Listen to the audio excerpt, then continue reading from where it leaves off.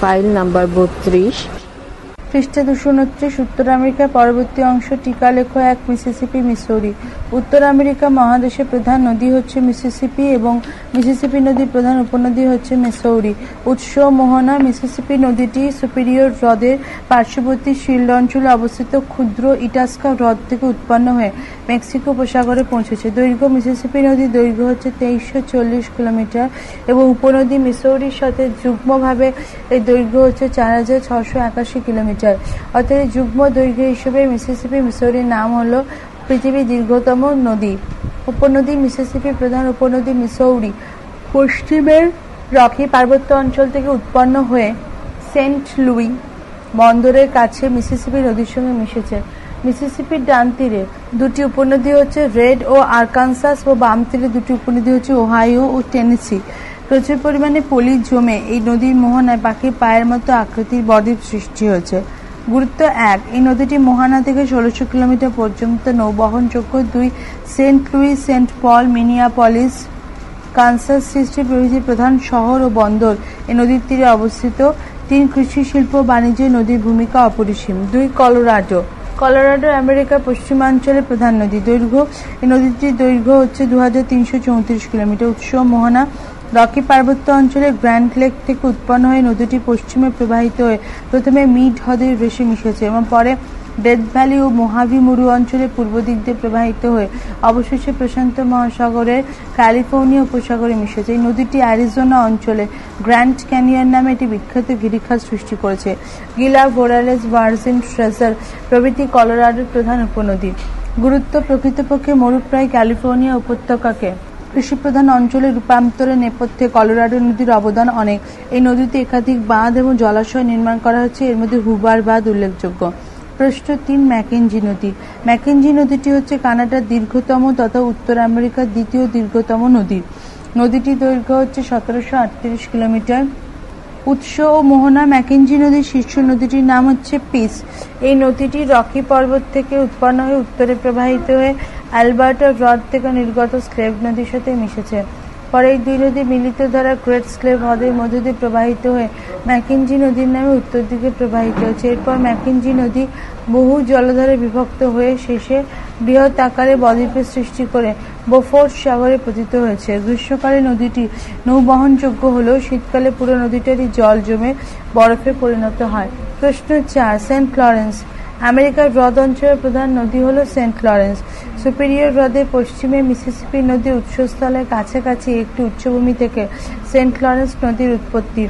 দৈর্ঘ্য। নদীটির দৈর্ঘ্য প্রায় 1197 কিলোমিটার। মোহনা। সুপিরিয়র, মিচিগান, হিউরন, ইরি ও অন্টারিও হ্রদের মধ্য দিয়ে প্রবাহিত হয়ে নদীটি আটলান্টিক মহাসাগরের সেন্ট লরেন্স নদীতে উপনীত হয়েছে।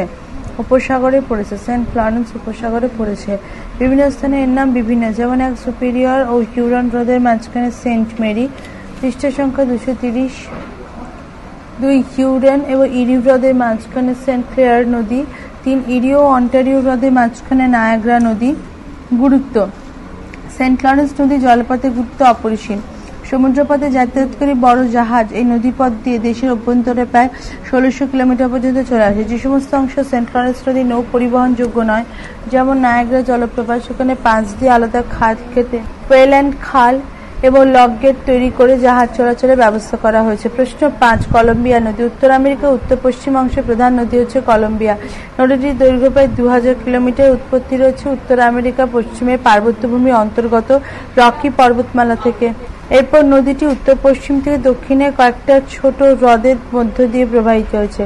কলম্বিয়া নদী কাস্কেড পর্বত অতিক্রম করার সময় থেকে সংকীর্ণ এবং গভীর গিরিখাত এবং জলপ্রপাতের সৃষ্টি করেছে এবং অবশেষে প্রশান্ত মহাসাগরে মিশেছে।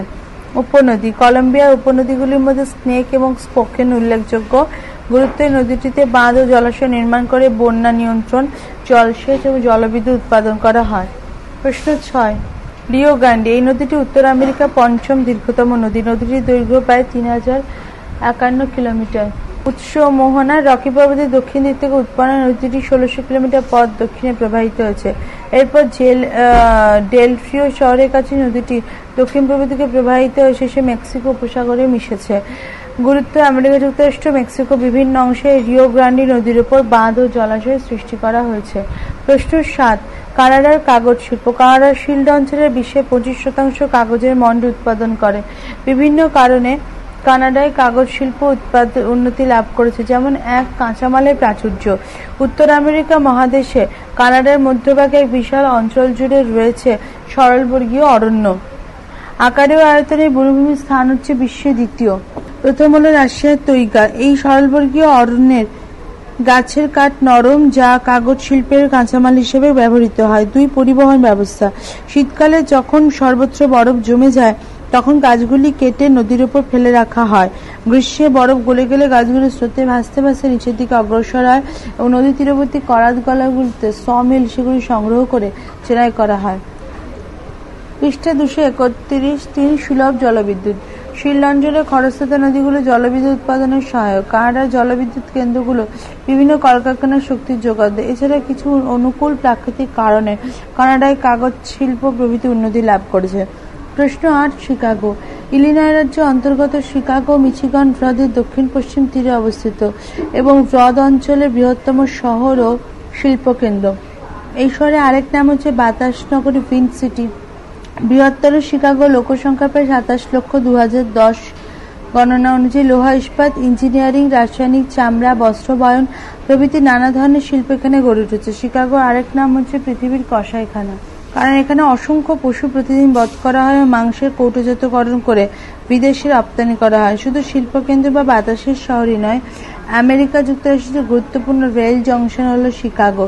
এখানকার ওহিয়ার বিমানবন্দর পৃথিবীর তৃতীয় কর্মব্যস্ত বিমানবন্দর। প্রশ্ন ৯। ডেট্রয়েট। সেন্ট ক্লেয়ার নদীর তীরে অবস্থিত ডেট্রয়েট পৃথিবীর বৃহত্তম মোটর গাড়ি নির্মাণ কেন্দ্র। বিশ্বের বিখ্যাত গাড়ি কোম্পানিগুলি যেমন Ford, Daimler, Chrysler, general motors প্রভৃতি কারখানাগুলি শহরে অবস্থিত। গাড়ি ছাড়া বিমান, যুদ্ধের ট্যাঙ্ক, কৃত্রিম রাবার, টায়ার, কাঁচ, ব্যাটারি অর্থাৎ গাড়ির যন্ত্রাংশ প্রভৃতি তৈরির কারখানা এখানে আছে। এই জন্য ডেট্রয়েটকে পৃথিবীর মোটর গাড়ি নির্মাণের নগর বলা হয়। বৃহত্তর ডেট্রয়েট শহরে বাস করে প্রায় ৭ লক্ষ ২০০৭ সালে গণনা অনুযায়ী লোক। প্রশ্ন ১০। ডুলুথ। সুপিরিয়র হ্রদের পশ্চিম তীরে অবস্থিত মিনেসোটা রাজ্যের অন্তর্গত ডুলুথ হ্রদ অঞ্চলের উল্লেখযোগ্য শহর, বন্দর এবং শিল্পকেন্দ্র। এই শহরের আয়তন প্রায় ২২৬ বর্গ কিলোমিটার এবং লোকসংখ্যা প্রায় ৮৬,০০০। ২০১০-এ ডুলুথ লৌহ ইস্পাত, সিমেন্ট, তেল শোধন, খাদ্য প্রক্রিয়াকরণ, কাগজ প্রভৃতি শিল্প গড়ে উঠেছে। প্রশ্ন ১১। অটোয়া। কানাডার রাজধানী অটোয়া সেন্ট লরেন্স নদীর উপনদী অটোয়ার তীরে অবস্থিত একটি উল্লেখযোগ্য বাণিজ্য কেন্দ্র। বৃহত্তর অটোয়ার লোকসংখ্যা প্রায় ১২ লক্ষ। ২০০৯ এই শহর প্রধানত উচ্চ প্রযুক্তি শিল্পগুলি, ইলেকট্রনিক্স, টেলিকমিউনিকেশন সমাবেশ করেছে। এই কারণে অটোয়া সিলিকন ভ্যালি নর্থ নামে পরিচিত। অটোয়া কাগজ ও মুদ্রণ শিল্প খ্যাত। প্রশ্ন ১২। মন্ট্রিয়ল। সেন্ট লরেন্স নদীর তীরে অবস্থিত মন্ট্রিয়ল কানাডার দ্বিতীয় বৃহত্তম শহর ও বৃহত্তম অন্তর্দেশীয় বন্দর। বৃহত্তর মন্ট্রিয়লের লোকসংখ্যা প্রায় ১৯ লক্ষ। ২০১১ এই শহরে বিমান নির্মাণ, ইলেকট্রনিক্স, ওষুধ, বয়ন, তামাক প্রভৃতি শিল্প গড়ে উঠেছে। প্রশ্ন ১৩। সাডবেরি। হুরন হ্রদের তীরে অবস্থিত সাডবেরি খনিজ দ্রব্য উৎপাদন কেন্দ্র হিসেবে বিখ্যাত। এই খনি শহরটিতে নিকেল, তামা, সোনা, প্ল্যাটিনাম, কোবাল্ট, রূপো প্রভৃতি খনিজ উত্তোলিত হয়। বৃহত্তর সাডবেরি লোকসংখ্যা প্রায় ১.৬ লক্ষ। ২০১০-এ। প্রশ্ন ১৪। থান্ডার বে। সুপিরিয়র হ্রদের তীরে অবস্থিত থান্ডার বে কাগজ শিল্পের গুরুত্বপূর্ণ কেন্দ্র। বৃহত্তর থান্ডার বে শহরে প্রায় ১.২ লক্ষ। ২০০৬ লোকের বাস। প্রশ্ন ১৫। মিনিয়াপোলিস সেন্ট পল। মিসিসিপি নদীর পশ্চিম তীরে অবস্থিত মিনিয়াপোলিস একটি উল্লেখযোগ্য শহর ও শিল্পকেন্দ্র। এখানে ময়দা শিল্প, খাদ্য প্রক্রিয়াকরণ শিল্প, ইঞ্জিনিয়ারিং শিল্প প্রভৃতি গড়ে উঠেছে। আর এই শহরের ঠিক বিপরীত দিকে মিসিসিপির পূর্ব তীরে অবস্থিত আরেক শহর হলো সেন্ট পল। দুই শহরকে একসঙ্গে বলে টুইন সিটি বা যমজ শহর। এদের মিলিত সংখ্যা হচ্ছে প্রায় ২৩.৭ লক্ষ। ২০০৬ সালে। প্রশ্ন ১৬। বাফেলো কি? শীতল নাতিশীতোষ্ণ জলবায়ুতে প্রচুর পরিমাণে গম উৎপাদনের কারণে ইরি হ্রদের পূর্ব তীরে অবস্থিত বাফেলোতে মার্কিন যুক্তরাষ্ট্রের বৃহত্তম ময়দা শিল্পকেন্দ্র গড়ে উঠেছে। এছাড়া বাফেলো একটি বিখ্যাত লৌহ ইস্পাত শিল্পকেন্দ্র। পৃষ্ঠ সংখ্যা ২৩২। প্রশ্ন ১৭। হাডসন উপসাগর। উত্তর। কানাডার উত্তরে হাডসন উপসাগর অবস্থিত। এটি বিশ্বের দ্বিতীয় বৃহত্তম উপসাগর। অক্ষাংশগত ও দ্রাঘিমাংশগত অবস্থান।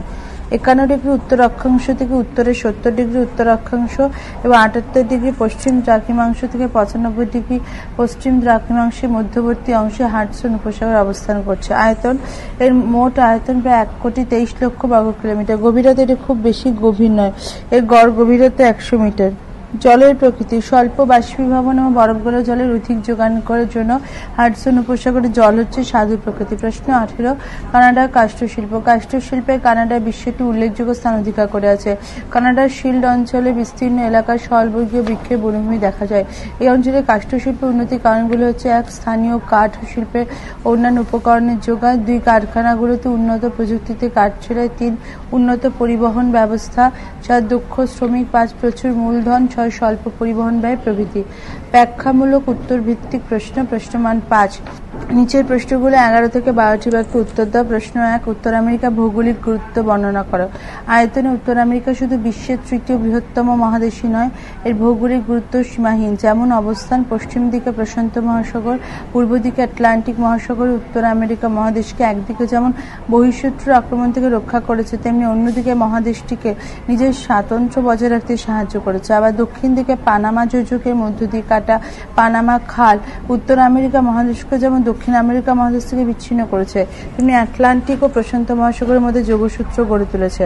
পশ্চিম গোলার্ধে কেন্দ্রস্থলে অবস্থিত হওয়ায় সারা পৃথিবীর সঙ্গে এই মহাদেশের সহজ যোগাযোগ ব্যবস্থা গড়ে উঠেছে। ভূপ্রকৃতি, এই মহাদেশের মধ্যভাগের বিশাল সমভূমি অঞ্চল কৃষিকাজের উন্নতির পক্ষে যথেষ্ট সহায়ক। সুউচ্চ রকি পর্বতমালা, ক্ষয়প্রাপ্ত প্রাচীন ভঙ্গির পর্বত, অ্যাপালেচিয়ান ক্ষয়প্রাপ্ত মালভূমি, কানাডিয়ান শিল্ড অঞ্চল, মিসিসিপি মিসৌরি নদী বিধৌত দীর্ঘ সমতল ভূমি কৃষি ও শিল্পের উপর প্রভাব বিস্তার করে। নদ নদী, উত্তর আমেরিকার দীর্ঘ নিত্যপ্রবাহী নদ নদীগুলো যেমন মিসিসিপি, কলম্বিয়া জলসেচ ও জলবিদ্যুৎ উৎপাদনের পক্ষে বিশেষ উপযুক্ত হওয়ায় মহাদেশের কৃষি ও শিল্পের প্রভূত উন্নতি লক্ষ্য করা যায়। জলবায়ু, এই মহাদেশের জলবায়ু বৈচিত্র্য কৃষি ব্যবস্থা, পশুপালন, শিল্পের বিকাশের পক্ষে অনুকূল পরিবেশের সৃষ্টি করেছে।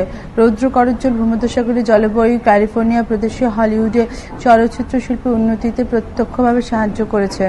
উদ্ভিদ, উত্তর আমেরিকা উত্তর দিকে সুবিশাল নরম কাঠের সরলবর্গীয় অরণ্য এই অঞ্চলে কাগজের মণ্ড উৎপাদন, কৃত্রিম রেশম, রাসায়নিক দ্রব্য, বোট প্রস্তুত, দেশলাই প্রভৃতি শিল্প গড়ে তুলতে সাহায্য করেছে। পশুপালন ও মৎস্য শিকার, উত্তর আমেরিকা প্রেরি তৃণভূমিতে বাণিজ্যিক ভিত্তিতে পশুপালন করা হয় এবং পশুপালনকে কেন্দ্র করে শিকাগোতে স্থাপিত হয়েছে মাংস কৌটোজাতকরণ শিল্প। এই কারণে শিকাগোকে বিশ্বের কসাইখানা বলা হয়। কৃষি, বাণিজ্যিক কৃষি পদ্ধতিতে গম, ভুট্টা, সয়াবিন, তামাক, ইক্ষু, পিট ইত্যাদি প্রচুর উৎপাদিত হয় এবং মহাদেশী প্রেরি অঞ্চলে সর্বাধিক গম উৎপাদিত হয় বলে একে পৃথিবীর রুটির ঝুড়ি বলা হয়। খনিজ, উত্তর আমেরিকা মহাদেশে খনিজ তেল, প্রাকৃতিক গ্যাস, কয়লা, আকরিক লোহা, আকরিক তামা, সীসা, দস্তা, অভ্র, লবণ প্রভৃতি খনিজ প্রচুর পরিমাণে উত্তোলিত হয়, যে মহাদেশে ব্যাপক শিল্পোন্নয়নে সাহায্য করেছে। পৃষ্ঠা 233 বিষয়। প্রশ্ন 2, উত্তর আমেরিকার পশ্চিমের পার্বত্য ভূমি সম্পর্কে আলোচনা করা। অবস্থান ও বিস্তার, উত্তর আমেরিকা মহাদেশের সমগ্র পশ্চিম ভাগ জুড়ে উত্তর পশ্চিমে আলাস্কা থেকে দক্ষিণে পানামা যোজক পর্যন্ত প্রসারিত আছে এক সুবিস্তৃত পার্বত্য ভূমি। এই পার্বত্য ভূমি প্রশান্ত মহাসাগর উপকূল বরাবর বিস্তৃত হওয়ায় এর আরেক নাম প্রশান্ত মহাসাগরের পার্বত্য অঞ্চল। পর্বতশ্রেণী উত্তর দক্ষিণে বিস্তৃত 3টি প্রায় সমান্তরাল পর্বতশ্রেণী নিয়ে গঠিত পার্বত্য ভূমিকে কর্ডিলেরা বলা হয়, যার অর্থ শৃঙ্খল, চেইন বা রজ্জুরোপ প্রভৃতি।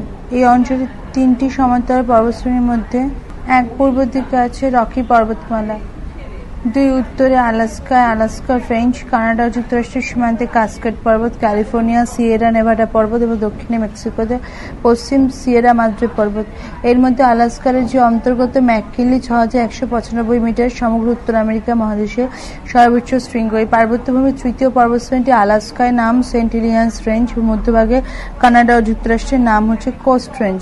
এই 3টি পর্বতশ্রেণীর মধ্যে রকি পর্বতমালায় প্রধান এবং দীর্ঘতম। উত্তরে আলাস্কা থেকে দক্ষিণে মেক্সিকো পর্যন্ত রকি পর্বতমালা প্রায় 4800 কিলোমিটার বিস্তৃত। এবার এর সর্বোচ্চ শৃঙ্গের নাম এলবার্ট, 4399 মিটার। পৃষ্ঠা সংখ্যা 234। পর্বত বেষ্টিত মালভূমি, পশ্চিমে পার্বত্য ভূমির মাঝে কিছু পর্বত বেষ্টিত মালভূমি আছে, যেমন ইউকন মালভূমি, কলম্বিয়া মালভূমি, আলাস্কা মালভূমি প্রভৃতি। অববাহিকা, পর্বতবেষ্টিত মালভূমির মধ্যে সৃষ্টি হচ্ছে বিভিন্ন অববাহিকা, যার মধ্যে ইউকন, ফ্রেজার, কলম্বিয়া, কলোরাডো প্রভৃতি নদীর অববাহিকা উল্লেখযোগ্য।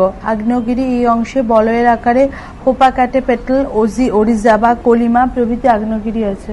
আগ্নেয়গিরি অংশে বলয় আকারে হচ্ছে পোপাকাটেপেটল, ওরিজাবা, কলিমা প্রভৃতি। ক্যানিয়ন এই অংশে কলোরাডোর মধ্যে গ্র্যান্ড ক্যানিয়ন সৃষ্টি হচ্ছে, যে পৃথিবীর বৃহত্তম গিরিখাত। মৃত্যু উপত্যকা ক্যালিফোর্নিয়ার দক্ষিণ পূর্বাংশে সমুদ্রতল থেকে প্রায় 83 মিটার নিচে অবস্থিত, যা মৃত্যু উপত্যকা নামে পরিচিত। প্রশ্ন 3, উত্তর আমেরিকার পূর্বের উচ্চভূমি সম্পর্কে আলোচনা করো। বিস্তৃতি উত্তরের ল্যাব্রাডর থেকে দক্ষিণে আলবামা পর্যন্ত উত্তর আমেরিকা মহাদেশের সমগ্র পূর্বভাগ এই অঞ্চলের অন্তর্গত। ল্যাব্রাডরের উত্তরে অবস্থিত গ্রিনল্যান্ডের উচ্চভূমি এই অঞ্চলের অন্তর্গত। প্রকৃতি বয়সে খুবই প্রাচীন, এই অঞ্চলের অধিকাংশই কেলাসিত শিলা, ক্রিস্টালাইন রক্স দ্বারা গঠিত। স্লেট, কোয়ার্টজাইট, গ্রানাইট প্রভৃতি শিলা এখানে দেখা যায়। বিভাগ সমগ্র অঞ্চলটি প্রকৃতপক্ষে 3টি ব্যবচ্ছিন্ন উচ্চভূমি বা মালভূমি নিয়ে গঠিত। এর মধ্যে এক উত্তরে আছে ল্যাব্রাডর মালভূমি, 2 মধ্যভাগে নিউ ইংল্যান্ড উচ্চভূমি এবং দক্ষিণে 3 অ্যাপালেচিয়ান পার্বত্য অঞ্চল। পূর্বে উচ্চভূমি অঞ্চলের সর্বাপেক্ষা উল্লেখযোগ্য অঞ্চল হচ্ছে অ্যাপালেচিয়ান পার্বত্য অঞ্চল। উত্তর দক্ষিণে বিস্তৃত অ্যাপালেচিয়ান একটি প্রাচীন ভঙ্গিল পর্বতমালা। বহু যুগ ধরে বিভিন্ন প্রাকৃতিক শক্তির ক্ষয়কার্যের ফলে বর্তমানে রকি পর্বতের তুলনায় অ্যাপালেচিয়ানের উচ্চতা কমে গিয়েছে। অ্যাপালেচিয়ান পার্বত্য অঞ্চলের অংশবিশেষ হচ্ছে এ অ্যাপালেচিয়ানের পশ্চিমাংশে খাড়া ঢালযুক্ত অঞ্চলের নাম অ্যালঘিনি পর্বত। বি আরো পশ্চিমে আছে কাম্বারল্যান্ড মালভূমি ও পূর্বাংশে রয়েছে ব্লু রিজ, যা মাউন্ট মিচেল 2037 মিটার অ্যাপালেচিয়ান পর্বতমালার সর্বোচ্চ শৃঙ্গ। সি ব্লু রিজের পূর্বে আছে পিডমন্ট। পিডমন্ট কথাটি অর্থে পাদদেশ মালভূমি। ডি পিডমন্টটি পূর্ব প্রান্ত হঠাৎ খাড়াভাবে নিচে নেমে গেছে, যা প্রপাত রেখা ফল লাইন নামে পরিচিত। এবং ই পিডমন্ট অঞ্চলের পশ্চিমে 300 মিটার উচ্চতা বিশিষ্ট বন্ধুর ভূমিভাগ রয়েছে, যা গ্রেট স্মোকি রেঞ্জ নামে পরিচিত। এর সঙ্গে উল্লেখযোগ্য যে ব্লু রিজ পর্বত এবং পিডমন্ট মালভূমি অ্যাপালেচিয়ান প্রাচীন অংশ 50 থেকে 80 কোটি বছর আগে সৃষ্ট। ব্লু রিজের পশ্চিমে অবস্থিত অ্যাপালেচিয়ান শৈলশিরা আলঘিনি প্রান্ত অ্যাপালেচিয়ানের নতুন অংশ 22 থেকে 32 কোটি বছর আগে সৃষ্ট। অ্যাপালেচিয়ান পর্বতমালা আটলান্টিক উপকূল বরাবর বিস্তৃত বক্ষীকে আটলান্টিক পর্বত বা আটলান্টিক মাউন্টেনও বলা হয়। প্রশ্ন 4, উত্তর আমেরিকা মহাদেশের মধ্যভাগের সমভূমি সম্পর্কে আলোচনা করো। অবস্থান ও বিস্তৃতি পশ্চিমে রকি ও পূর্বে অ্যাপালেচিয়ানের মধ্যবর্তী অংশে উত্তর দক্ষিণে বিস্তৃত একটি সুবিশাল সমভূমিকে বলা হয় উত্তর আমেরিকা মহাদেশের মধ্যভাগের সমভূমি। সুতরাং পূর্ব ও পশ্চিমে উচ্চভূমি থাকায় স্বাভাবিকভাবে পূর্ব ও পশ্চিম দিক থেকে ভূমি মাঝখানে গতিপথ দিকে ঢালু হয়ে গেছে। মিসিসিপি মিসৌরি নদী গতিপথ দেখলে বোঝা যায় যে সমভূমির দক্ষিণাংশে দক্ষিণ দিক থেকে ঢালু হয়ে গেছে এবং সমভূমির উত্তরাংশে আছে সুপিরিয়র 5টি বিখ্যাত হ্রদ। বিভাগ ভূমিরূপের স্থানীয় বৈচিত্র্য অনুসারে সুবিশাল এই সমভূমি অঞ্চলটি কয়েকটি উপবিভাগে ভাগ করা যায়। যেমন 1, উত্তর পূর্বাংশের নাম সেন্ট লরেন্স নদী অববাহিকা। 2, অববাহিকা পশ্চিমে আছে হ্রদ অঞ্চলের সমভূমি। 3, আরো পশ্চিমে প্রেরি সমভূমি এবং 4, সমভূমি অঞ্চলের দক্ষিণে বিস্তৃত এলাকা মিসিসিপি অববাহিকার সমভূমি নামে পরিচিত।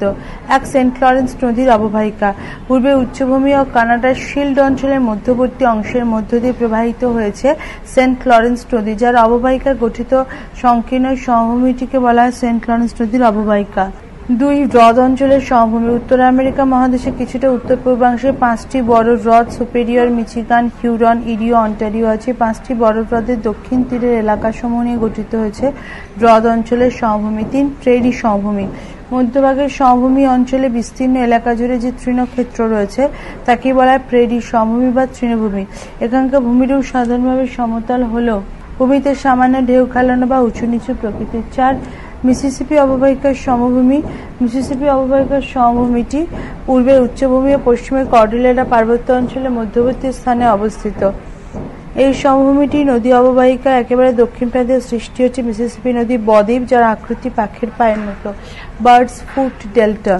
প্রশ্ন 5, উত্তর আমেরিকা নদ নদীগুলি বিস্তৃত বিবরণ দাও। প্রবাহের দিক অনুযায়ী উত্তর আমেরিকা নদ নদীকে নিম্নলিখিত 5টি ভাগে ভাগ করা, যথা 1, দক্ষিণ বাহিনী বা মেক্সিকো উপসাগরের পতিত নদী। এ, মিসিসিপি নদী, দৈর্ঘ্য 3766 কিলোমিটার।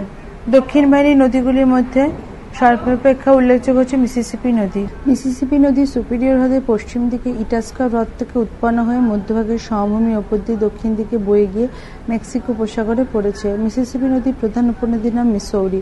মিসিসিপির সঙ্গে মিসৌরি নদীকে যুক্ত করলে অন্যান্য নদী উত্তর আমেরিকার আরো কয়েকটি ছোট নদী মেক্সিকো উপসাগরে পড়েছে, যেমন আলবামা নদী, রিও গ্র্যান্ডি নদী প্রভৃতি।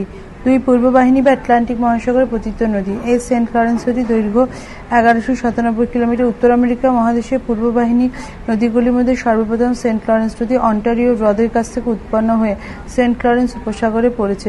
অন্যান্য নদী। সেন্ট লরেন্স ছাড়া আরও কয়েকটি নদী মিসিসিপি, মিসৌরি। এটি যুগ্মভাবে পৃথিবীর বৃহত্তম ও দীর্ঘতম নদী, দৈর্ঘ্য 6200 কিলোমিটার এবং মিসৌরি নদী গতিপথে সৃষ্টি হচ্ছে গ্রেট ফলস জলপ্রপাত। মিসিসিপি অন্যান্য উপনদীর মধ্যে রেড, ওহাইও, আরাকানসাস, টেনেসি প্রভৃতি উল্লেখযোগ্য। পৃষ্ঠা 235। আটলান্টিক মহাসাগরে পড়েছে যেমন হাডসন, ডেলাওয়্যার, পটোম্যাক প্রভৃতি। 3 পশ্চিম বাহিনী বা প্রশান্ত মহাসাগরে পতিত নদী।